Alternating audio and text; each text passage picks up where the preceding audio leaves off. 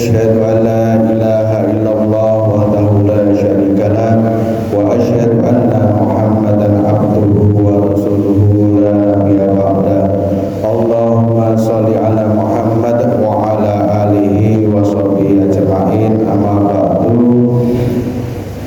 فيا عباد الله أوصيكم ونفسي بتقوى الله فقد فاز المتقون قال الله تعالى في القرآن الكريم أعوذ بالله من الشيطان الرجيم بسم الله الرحمن الرحيم يا أيها الذين آمنوا اتقوا الله حق تقاته ولا تموتن إلا وأنتم مسلمون Sadaqallahul Adzim.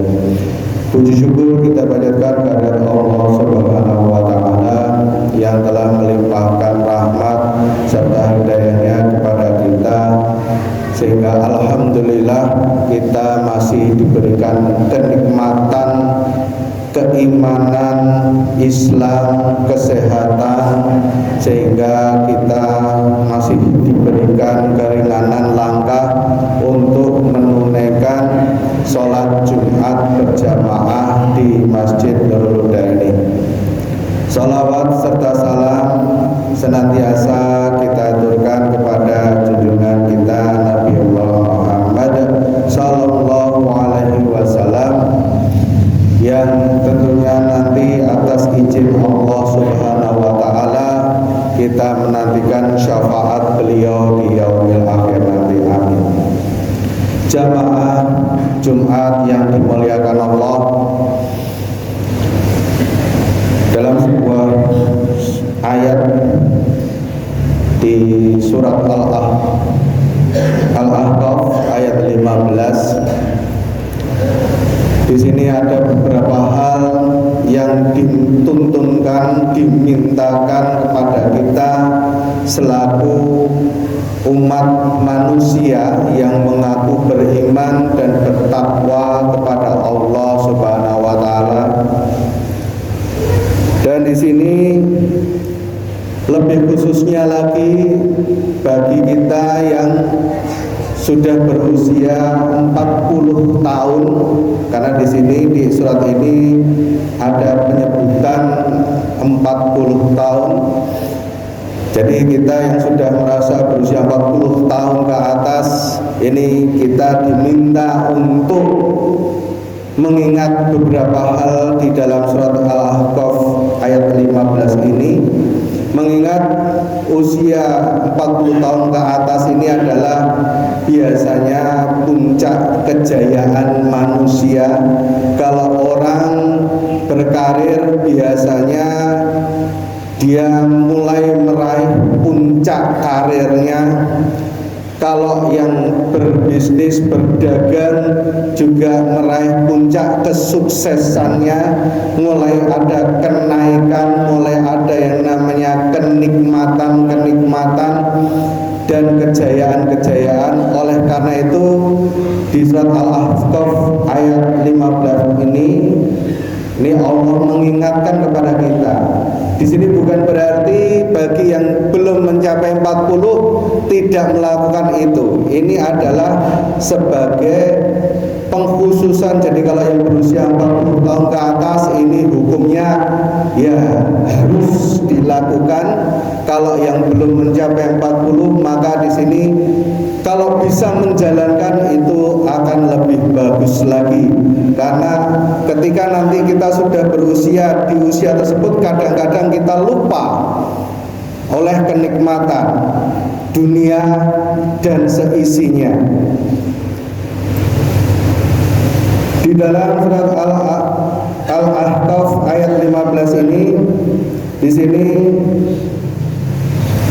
Allah mulai memerintahkan dengan qala rabbi auzi'ni an ashkura nikmataka allati an'amta alayya. Dan kami perintahkan kepada manusia agar berbuat baik kepada kedua orang tuanya. Diawali dengan kita disuruh mengingat. Karena terkadang di usia ini karena kita merasa jaya, lalu kita melalaikan orang tua kita. Dan mohon maaf, lebih senang menaruh orang tua kita di panti jompo daripada kita merawatnya sendiri dengan alasan sibuk, dengan alasan kasihan kalau di rumah nggak ada yang merawat. Ini adalah salah. Karena di dalam surat ini diawali bahwa kita diminta untuk berbakti kepada kedua orang tua kita. Kenapa? Ibu kita mengandung kita selama 9 bulan 10 hari, bertaruh nyawa. Lalu bapak kita, sekarang kita selaku bapak-bapak juga merasakan. Ini yang dahulu dirasakan oleh bapak-bapak kita. Kita mencari nafkah, bapak kita dulu juga mencari nafkah, bahkan mungkin sampai berdarah-darah. Tapi kita melupakannya. Kan ini adalah sesuatu yang naif sekali.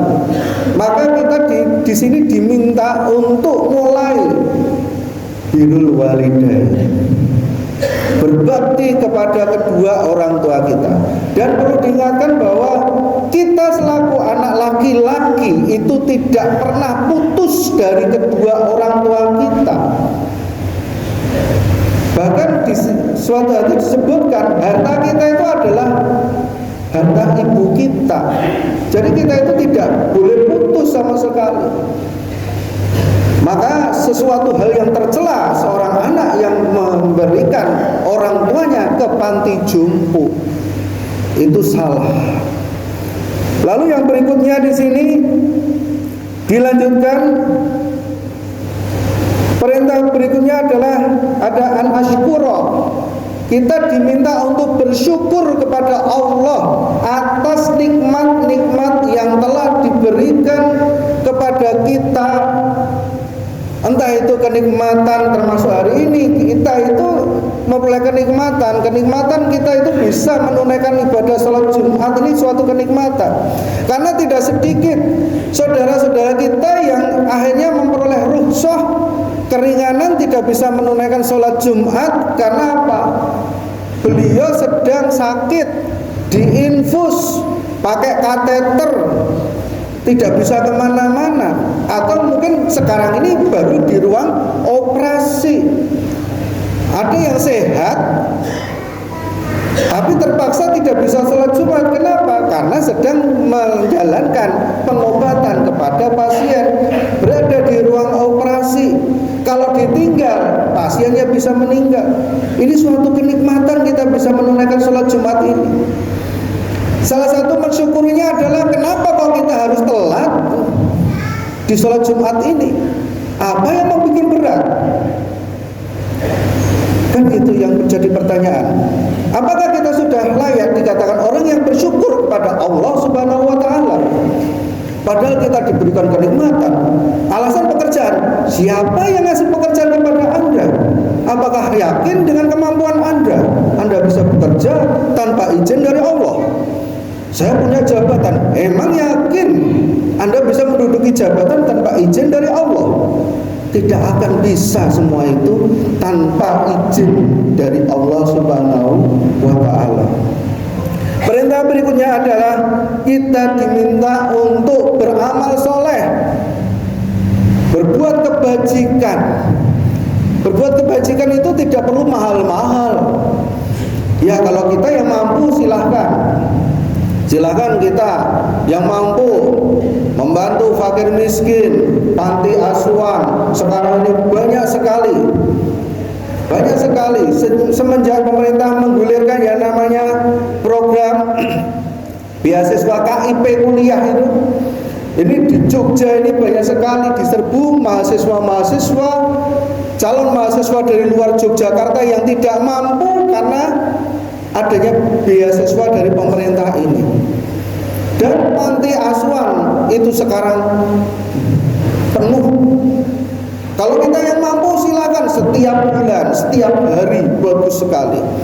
Tapi kalau yang tidak mampu, yang minimal, contoh di masjid ini tidak mampu, ini mau Jumatan, bantu marbot masjid, menggelar tikar, menyalakan AC, menyalakan kipas, ini adalah suatu amal soleh yang paling ringan.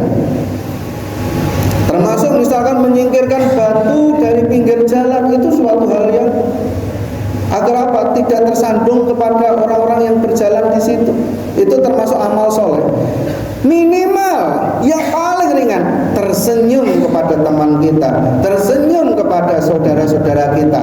Itu minimal yang bisa kita lakukan. Tidak perlu biaya, itu murah sekali. Kemudian apalagi hikmah yang bisa kita peroleh?